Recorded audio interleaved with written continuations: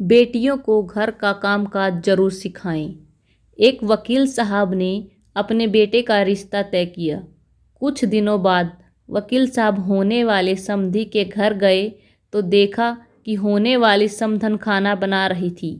सभी बच्चे और होने वाली बहू टीवी देख रहे थे। वकील साहब ने चाय पी, कुशल जाना और चले आए। एक माह बाद वकील साहब समधी जी के घर फिर गए। देखा समधन झाड़ू लगा रही थी, बच्चे पढ़ रहे थे और होने वाली बहू सो रही थी। वकील साहब ने खाना खाया और चले आए।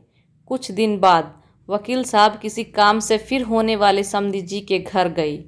घर में जाकर देखा होने वाली समधन बर्तन साफ कर रही थी, बच्चे टीवी देख रहे थे और होने वाली बहू खुद के हाथों में नेल पेंट लगा रही थी।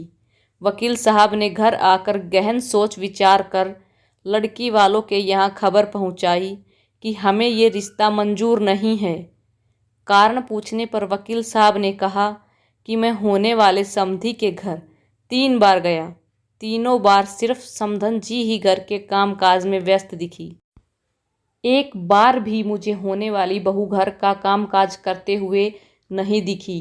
जो बेटी अपनी सगी माँ को हर समय काम में व्यस्त पाकर भी उसकी मदद करने का न सोचे, उम्र दराज माँ से कम उम्र की जवान होकर भी स्वयं की माँ का हाथ बटाने का जज्बा न रखे, वो किसी और की माँ और किसी अपरिचित परिवार के बारे में क्या सोचेगी। मुझे अपने बेटे के लिए एक बहू की आवश्यकता है, किसी गुलदस्ते की नहीं जो किसी फ्लावर पॉट में सजाया जाए। इसीलिए सभी माता पिता को चाहिए कि वे इन छोटी छोटी बातों पर अवश्य ध्यान देवें। बेटी कितनी भी प्यारी क्यों न हो, उसे घर का कामकाज अवश्य कराना चाहिए। समय समय पर डांटना भी चाहिए, जिससे ससुराल में ज़्यादा काम पड़ने या डांट पड़ने पर उसके द्वारा गलत करने की कोशिश ना की जाए।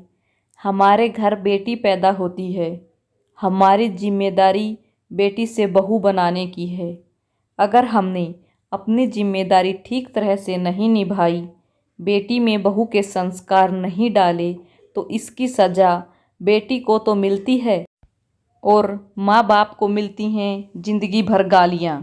हर किसी को सुंदर सुशील बहू चाहिए, लेकिन भाइयों, जब हम अपनी बेटियों में एक अच्छी बहू के संस्कार डालेंगे, तभी तो हमें संस्कारित बहू मिलेगी।